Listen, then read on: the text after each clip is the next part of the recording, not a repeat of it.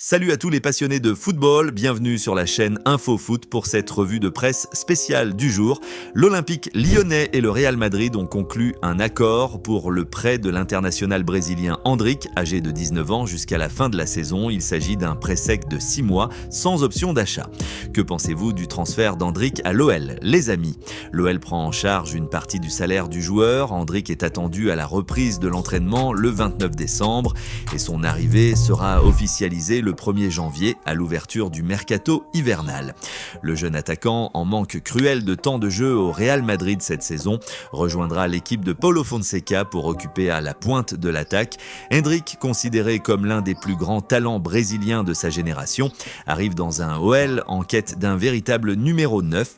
Ce renfort permet à Lyon de booster son offensive en Ligue 1, où le club vise une place européenne, et en Ligue Europa, où il est bien positionné. Pour Endrick, ce prêt offre l'opportunité de gagner du rythme et du temps de jeu, essentiel pour espérer une sélection avec le Brésil en vue de la Coupe du Monde 2026. Confirmation exclusive de l'équipe. L'accord a été conclu ce lundi 22 décembre. Endrick a déjà donné son accord aux dirigeants lyonnais depuis plusieurs semaines. Au Real Madrid, le joueur n'a disputé que quelques minutes cette saison, avec une seule titularisation récente en Coupe du Roi. Il portera probablement le numéro 9 à Lyon et pourrait débuter rapidement, potentiellement dès janvier. Ce transfert représente un coup majeur pour la Ligue 1, attirant un joueur suivi par les plus grands clubs européens. Pour l'OL, c'est un signal fort sur le mercato, montrant la capacité du club à attirer des talents malgré les contraintes financières récentes. Cela renforce aussi l'attractivité du championnat français sur la scène internationale. Endrick est décrit comme un attaquant rapide, puissant et impliqué défensivement, parfaitement adapté au système de Paulo Fonseca. Son arrivée comble un vide à la pointe de l'attaque lyonnaise, laissée par des départs et des blessures. Le joueur a été transféré de Palmeiras au Real pour près de 60 millions d'euros il y a quelques années. Ce prêt sans option d'achat permet à l'OL de bénéficier d'un talent exceptionnel à court terme, sans engagement long. Pour la Ligue 1, l'arrivée d'Endrick augmente l'intérêt médiatique et compétitif, surtout en pleine trêve hivernale. On fait un pont entre la France et l'Espagne avec les éditions de Mundo Deportivo. Juan Garcia, gardien de but, est mis à l'honneur après une prestation jugée parfaite. Selon le journal, il s'est révélé comme une option gagnante dans les cages, avec une performance complète, sans faute notable. Le poste de gardien est stratégique dans une saison. Une performance solide à ce niveau apporte sécurité défensive, confiance à l'équipe et stabilité dans les moments clés. Mundo Deportivo insiste sur le fait que Juan Garcia a tout pour être le numéro 1, en mettant en avant son agilité, son calme, sa capacité d'adaptation et son caractère posé. Pendant que le Barça avance, ailleurs en Liga, certains clubs frappent fort à l'extérieur. L'Espagnol a remporté une victoire 1-2 sur le terrain de l'Athletic Bilbao à San Mamés. Les Pericos terminent l'année sur une note positive avec ce succès à l'extérieur. Cette victoire permet à l'Espagnol de clôturer 2025 en bonne position au classement de la Liga.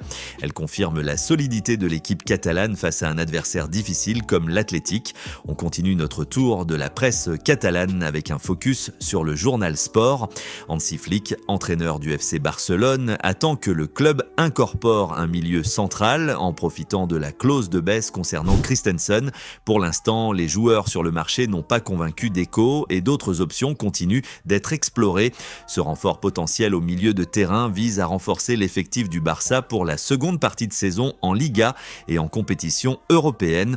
Entrevista exclusiva à Javier Tebas, président de la Liga, qui déclare que le FC Barcelone ne génère pas de tension et que c'est le Real Madrid qui se positionne contre tout. Ces déclarations alimentent le débat institutionnel entre les grands clubs espagnols et la direction de la Liga. Endrick jouera en prêt à l'Olympique lyonnais à partir de janvier. Ce mouvement confirme le prêt du jeune Brésilien du Real Madrid vers la Ligue 1 pour gagner du temps de jeu. L'Espagnol a réalisé une remontée pour gagner 1-2 à San Mamés contre l'Athletic, poursuivant ainsi sa série positive. Cette victoire maintient la bonne forme de l'Espagnol et impacte le classement de la Liga.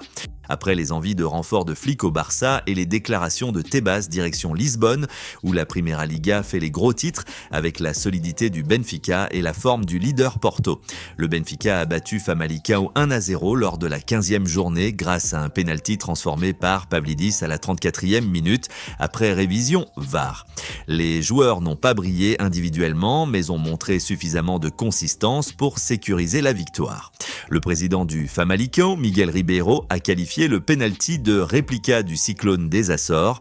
Cette victoire permet au Benfica de maintenir la pression sur les leaders et de clôturer l'année à domicile sur une note positive. Le FC Porto a tranquillement dominé Alverca 3-0. Borja Sainz signe un doublé dans ce qui ressemble à une démonstration de force des Dragons. Abola souligne la prestation Formosa et Segura, belle et assurée d'une équipe qui n'a pas laissé la moindre place au doute. Les hommes de Francesco Farioli confirment leur montée en puissance et envoient un message clair. Le FC Porto reste un leader solide, prêt à profiter du moindre faux pas de Benfica ou du Sporting. Du côté du Sporting, l'entraîneur Rui Borges est furieux après un pénalty accordé aux Açores. Il dénonce un manque de respect et parle de mensonges dans la gestion du match. Le Sporting doit maintenant se concentrer sur la prochaine rencontre. Déplacement compliqué à Guimarães pour la 15e journée prévue à 20h45. Cette colère publique traduit la pression croissante autour du club vert et blanc. Le Sporting ne peut plus se permettre de perdre des points. Chaque décision arbitrale devient désormais un enjeu. Après la solidité des leaders portugais, direction l'Italie, où la Supercoppa Italiano fait les gros titres après la victoire éclatante du Napoli à Riyad. Napoli remporte la Supercoppa Italiano en battant Bologne 2-0 en finale à Riyad. Les 2 buts sont inscrits par le Brésilien David Neres, un en fin de première mi-temps sur une frappe magnifique de loin et le second en début de seconde période en profitant d'une erreur défensive adverse. L'équipe d'Antonio Conte domine largement la rencontre, crée de nombreuses occasions et soulève ainsi son 3e trophée de Supercoppa dans l'histoire du club après ceux de 1990 et 2014. Ce doublé Scudetto Supercoppa rappelle l'ère légendaire de Diego Maradona avec Napoli en 1990.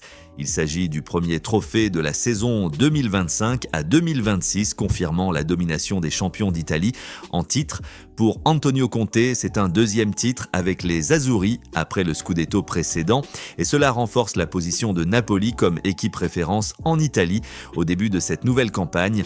David Neres est l'homme du match avec sa doublée décisif. Le premier but est une frappe enroulée somptueuse dans la lucarne depuis l'extérieur de la surface, juste avant la pause. Le second arrive après une interception sur une relance risquée du gardien de Bologne, Federico Ravaglia, permettant à Neres de lober le ballon par-dessus lui. Napoli célèbre joyeusement à Riyad sous les confettis. Après le Corriere dello Sport qui a célébré le grand triomphe de Napoli en Supercoppa, on passe maintenant au Tuttosport, le journal turinois qui met l'accent sur la victoire des Azzurri à Riyad, mais aussi sur les grosses rumeurs du mercato hivernal. L'Inter s'intéresse fortement au défenseur central bosnien du Sassuolo, Tarik Muharemovic, évalué autour de 25 millions d'euros. La Juventus détient 50% sur une future revente, ce qui pourrait faciliter un échange ou un discount pour le transfert de David Fratesi vers la Juve. Les discussions portent aussi sur un prêt onéreux avec obligation de rachat liée aux objectifs. Ce mouvement potentiel permettrait à l'Inter de renforcer sa défense avec un jeune talent prometteur tout en débloquant la situation de Fratesi, courtisé par la Juventus. La clause à 50% pour la Juve rend l'opération financièrement intéressante pour tous les clubs impliqués en ce mercato hivernal. Nikola Vlasic refuse une offre de l'AS Monaco et exprime son désir de rester au Torino. Le milieu croate se sent bien chez les Granata et veut continuer son aventure sous le maillot turinois. Vlasic est un élément clé du Torino cette saison. Son refus de partir renforce la stabilité de l'équipe et montre une loyauté qui peut booster le projet du club en Serie A pour les mois à venir. Napoli remporte la Supercoppa Italiana pour la 3e fois de son histoire en battant Bologna 2-0 en finale à Riyad. David Neres marque les 2 buts, le premier d'une frappe enroulée somptueuse, le second en profitant d'une erreur du gardien de Bologna Federico Ravaglia. Antonio Conte décroche son 2e trophée avec les Partenopei dans un match largement dominé par les champions d'Italie. Cette victoire marque le 3e trophée de Supercoppa pour Napoli après 1990 et 2014 et confirme la grande forme de l'équipe d'Antonio Conte au début de la saison 2025 à 2026. Elle arrive juste après le Scudetto de l'an dernier et place Napoli comme l'équipe référence en Italie. En ce moment, on quitte le nord de l'Italie et la Supercoppa remportée par Napoli pour arriver en Espagne.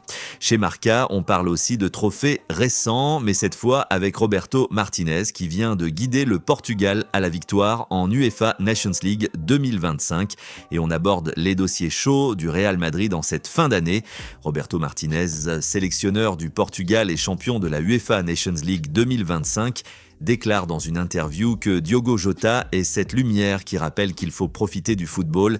Il exprime son rêve de soulever la Coupe du Monde 2026 avec le Portugal.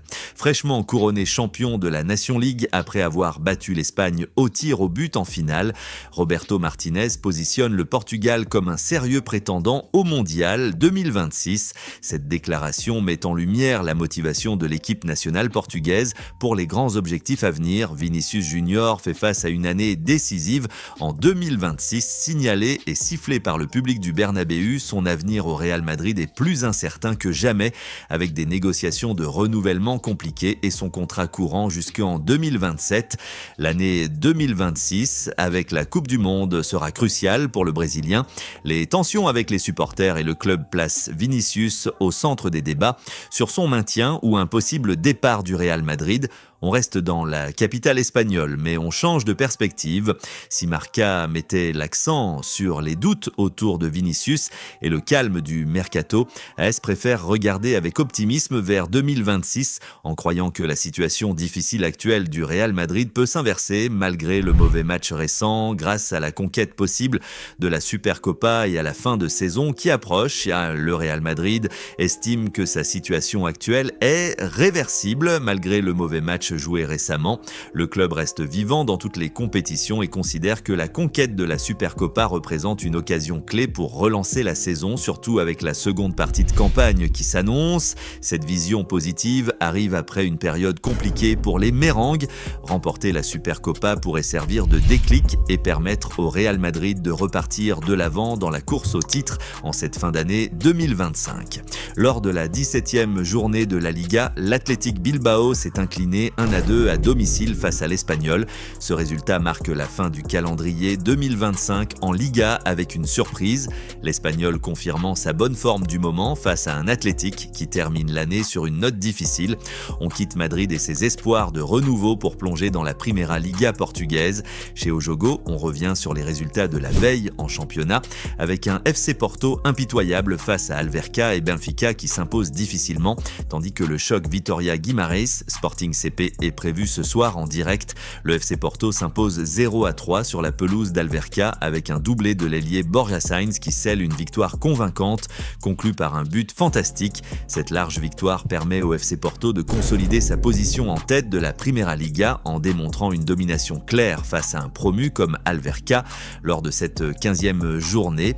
Benfica bat Famalicão 1-0 grâce à un penalty transformé par Vangelis Pavlidis, prolongeant ainsi sa série de matchs sans défaite. Cette victoire étriquée permet à Benfica de maintenir sa pression sur les leaders et d'enchaîner positivement avant la pause des fêtes.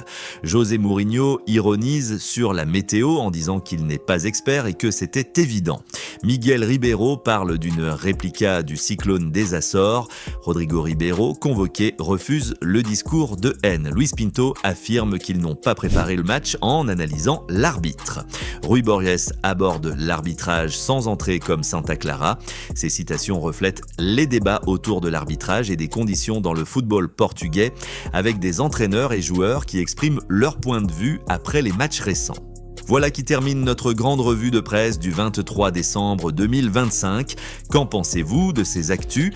Partagez vos réactions en commentaire, likez la vidéo, abonnez-vous pour plus de revues de presse quotidiennes et joyeuses fêtes foot. On se retrouve très vite. Ciao les amis!